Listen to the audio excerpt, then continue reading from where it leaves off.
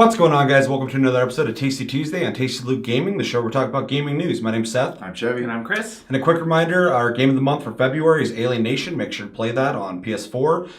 It's a top-down shooter, kind of like Diablo with its loot. And then also the PlayStation Plus games have been announced. There's like 4 or 5 of them you can play on your PS4, but the ones we're going to prioritize for this month are Little Big Planet 3 and Not a Hero. Little Big Planet 3, of course, is the third in the very successful franchise of platformers. And Not a Hero seems to be a 2D perspective, side-scroller shooter type game. Very much in the same vein as like other, like, I don't think it's Devolver, but it's like Devolver type games. But yeah, with that, we have a very short list of topics to talk about, 3 of them. So with that, let's get into it. Blizzard is making adjustments or has made adjustments to their WoW token system. If you're unfamiliar with that, essentially you can use in-game currency to buy these tokens and buy subscription time for World of Warcraft, or in turn spend real money and buy those tokens and sell them for in-game gold. What you'll be able to do with them now is you'll be able to actually sell the tokens for $15 BattleNet credit to spend on other Blizzard products. How do you guys feel about them making changes to their essentially their real money currency system? I think it's interesting because it kind of reminds me of some free-to-play MMOs out there that allow you to get a currency in the game and then be able to pay for time or whatever. I think it's neat that they're allowing you to use it across all their games. In fact, when I was reading this, they were saying that if you saved up enough, because I believe each token's like $15, you could buy a game. Mm-hmm. Which is kind of crazy to think that playing WoW can reward you in the sense of like being able to buy more Blizzard games. I think it's cool. I can't see a negative out of it. So yeah. I know when we went, well, it doesn't matter where we went. When I was talking with a couple people I used to play World of Warcraft with, they said it's pretty easy to earn enough money in game to buy those tokens. I guess they haven't like actually paid for a month of WoW in a long time now. So anyone who's devoted to sitting there and farming could essentially just, like you said, buy a bunch of Blizzard games or even, I believe, merchandise and stuff because it's just BattleNet credit. So.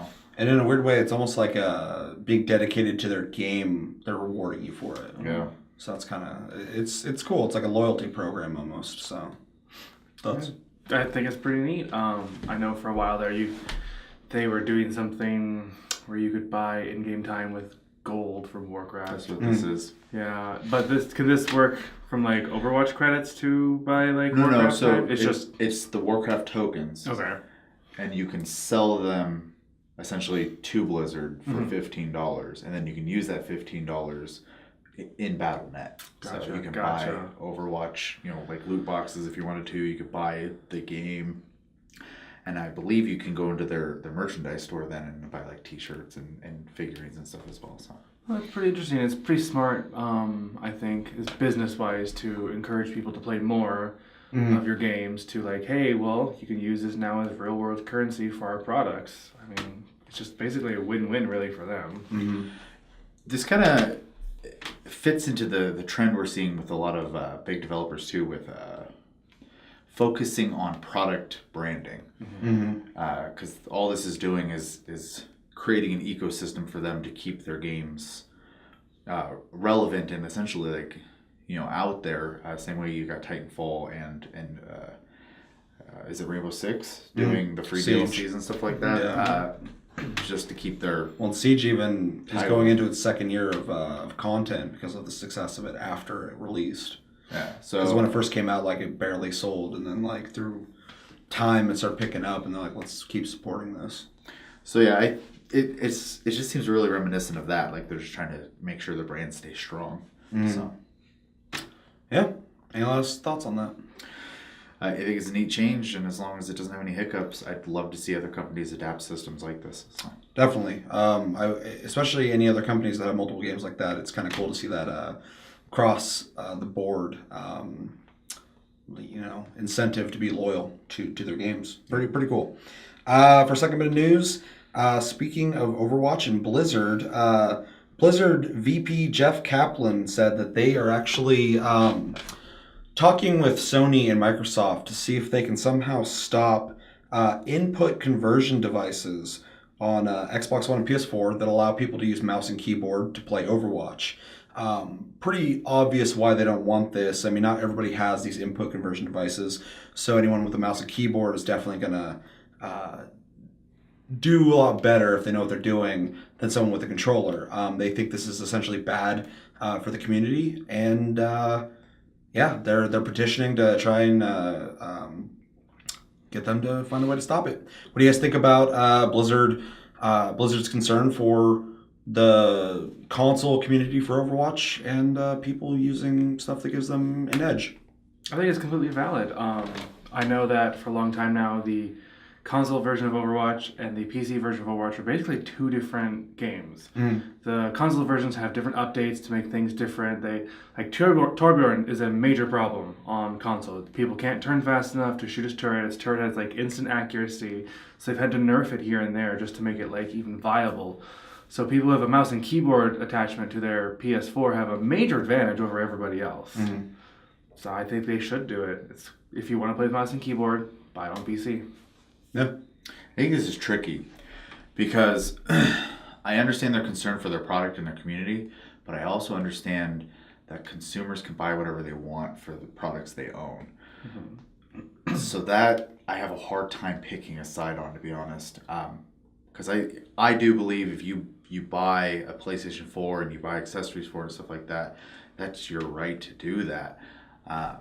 It does suck for the people who play, Overwatch and have to, deal with that. But I kind of have to side with the consumer on this one.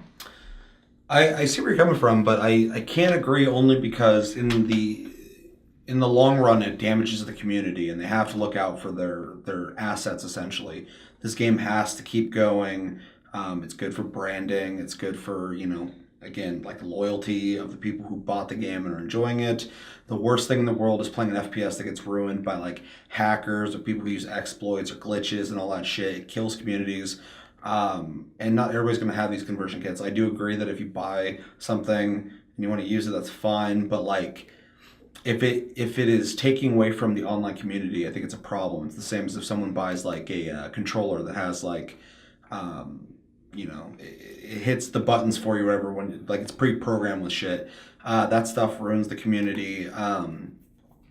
So yeah, overall, like for just like kind of the aspect of keeping people playing this game, I think it's bad. And if they could find a way to detect if you had one of these online and like not allow you to use it, I think that would be good, just because it is going to fuck over people playing with a controller who want to play with a controller. In a perfect world, I could see like, a bunch of people being allowed to use a mouse and keyboard. I'd love to do that on a console. But not everybody's going to do that, and willfully not going to want to do that. People like using controllers.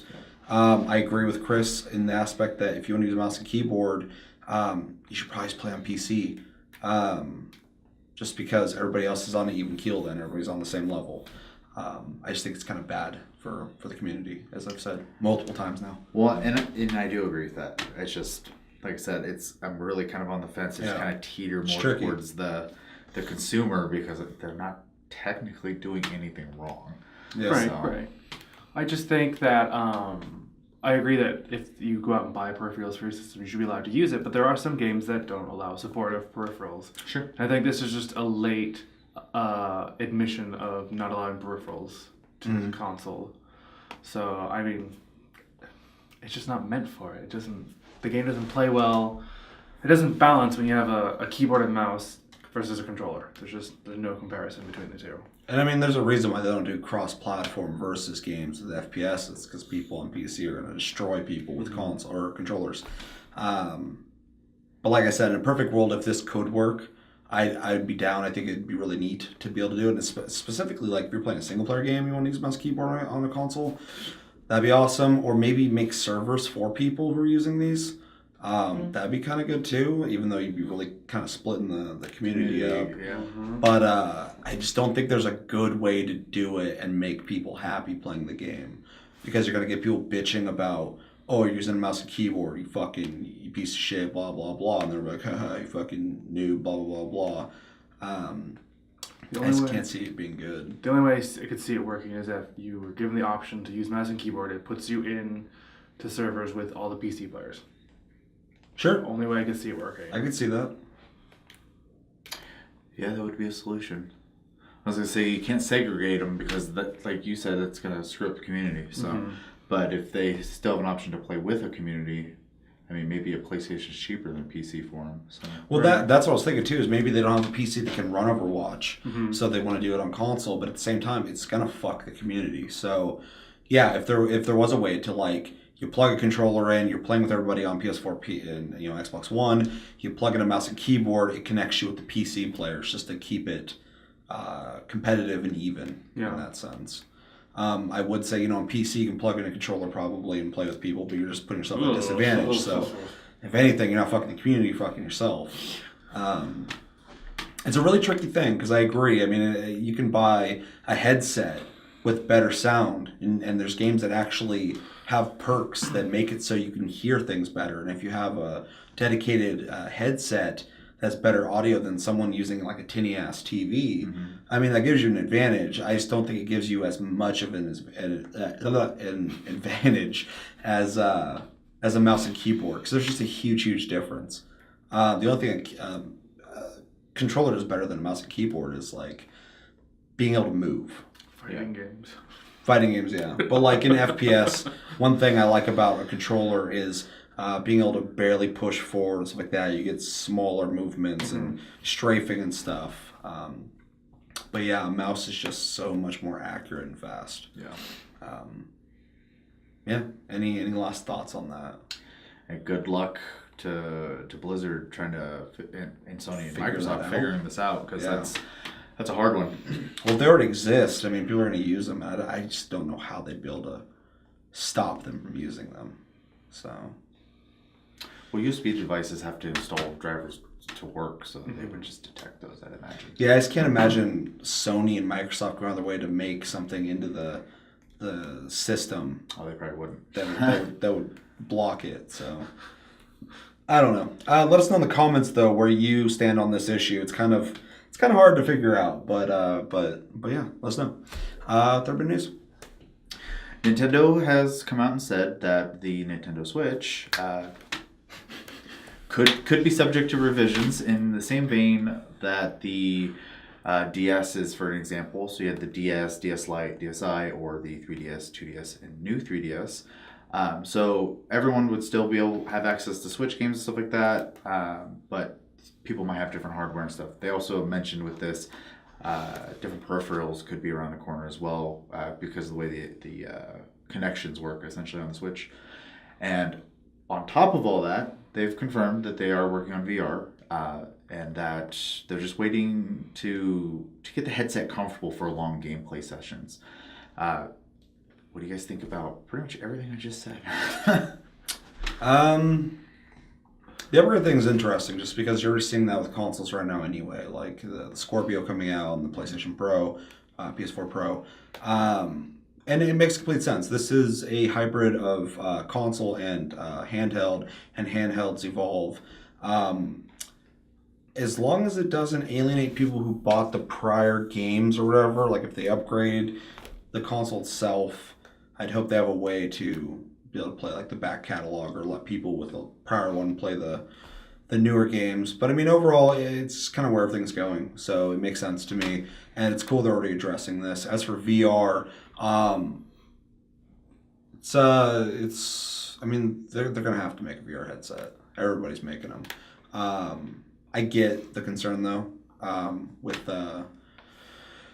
with wanting to make something that people are going to wear, though, because if they're not going to want to wear it, they're not going to use it very often, and then they just made a peripheral that people aren't using. So they got to really nail it, and I think that's something that everybody's trying to nail right now. So they're just kind of, I think, taking their time on it, whereas everybody else kind of threw one out. So, which all worked great. I'm always iffy about Nintendo peripherals these days. I don't know. You got the Wii Fit board. Meh. The finger sensor that never came out that they're working on. Right. That checked your heart rate or something. Goddamn tennis racket thing that was just pointless. I don't know. Look, I just have a bitter taste in my mouth for peripherals for Nintendo. I'm hoping the best, Mm. but I was just gonna say, I think they're taking the Switch pretty seriously though. So yeah, I don't it think you seems would like they're worry about going that too much. that route. So I'm still gonna be cautious. Sure. The VR, everybody's doing it. You gotta do it just to stay relevant these days. Mm. I don't know. It's just Just wait and watching see. you, Nintendo. Yeah. The VR headset, being comfortable. I mean, that's huge. As all three of us have tried 3 styles of VR now, I think. I mean, the comfort does matter. The PlayStation VR, is very light feeling on the head because the way they balanced it. The Vive, though a more superior VR, all the weight's in the front, so Yeah. it can get fatiguing. Well, and they're addressing it too, so obviously they're well aware of it because their new piece coming out has the headphones, but also has a back weight. So Yeah. So I mean, I'm glad they're taking the time on it because I would hate for them to kind of shotgun out VR and make a headset no one wants to wear. So that's smart. I'm glad they're doing that. The revision thing, they've already proved with the 3DS that they handle that well. So I'm not even worried about that at all. I honestly think they're going to they handle didn't prove it well though with the Wii to the Wii U. They didn't, but they are taking. It feels like they're taking an approach with the Switch that they have been with the DS more so than with the consoles. Yeah, no, I mean that's my big thing with the Switch is just the way they're handling it and what they're focusing on. Seems like they're trying to get their shit together. So yeah, I agree with you on that. Yeah, they made it sound like it would just be the actual system itself. So like your charging dock would still work with any revisions too. Yeah, well, it'd essentially just be a new tablet. Yeah. Just with more power or whatever, and it'd still work the same. And then they're saying like new controllers and new configurations could come out that you could attach to it. So, and that part I already assume with the Nintendo anyway, because they're always coming up with fucking zany ideas. Yeah. I'm calling it right now. Their VR, the headset is going to work just like my phone's VR. You're going to take the tablet and you're just going to click it in. That's what I've been thinking too. It's gonna be a headset. You go. Yeah. That would be the easiest way for them to do it. Didn't And think of that. Good job. they wouldn't have to change anything. I mean, yeah, like It becomes mobile at that point. yeah, it's the same thing as how the Android does it. So Huh. No, that'd be interesting if they take that route. So. it just wouldn't be the best looking VR, but the thing already has like accelerometers and shit. in it, But that's so. where these new updates come from. You get the new tablet. It's wider. It's got better resolution. It fits right in there. Yeah. Well, it does make sense too because the size of it versus. Yeah, it's like this big. Yeah. Like it's tiny. And my whole thought process before when the patent came out for it, I was like, are they going to release a camera then for it so it can track the headset, but it doesn't have to track if you're just using the system. So Yeah. But then if you use it like that, if it's going to be anything like I have with my Android, then you're not going to have full VR with it. It's going to be slightly different. Like with my phone, Probably be stationary VR. I can't tilt my head like this. It doesn't really change much perspective. But one pick thing they things up. could do though with peripherals is on the side of the tablet have things that read more advanced movements. Yeah. That you could attach to it and then put it in. All kinds Be of more. like the Rumble Pack and stuff. Yeah, which is Yeah. not beyond Nintendo at all. No. They kind of fucking invented that. So just adding shit. They on might. This could be interesting, actually. Yeah. Yeah.